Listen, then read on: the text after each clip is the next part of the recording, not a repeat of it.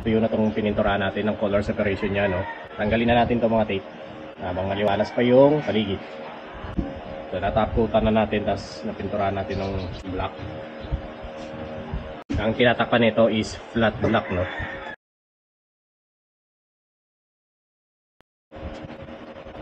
Ayan, natanggal na natin yung mga tape niya. Yung color separation niya, ayan, no? Yung flat black saka yung gloss, diba? Para legit na alam nyo na galing siya sa Moto5. Kung kita nyo yung orders nyo, meron tayong etiketa na gawang Moto5 siya. Yan, ito yung visor mount niya. Dito ilalagay yung visor na kasama. O, diba? Pwede itong ilagay, pwede rin hindi. Yan, nakaganto yan siya dyan. So, meron siyang pa-aerodynamic style yun, no? Yan, ganyan siya.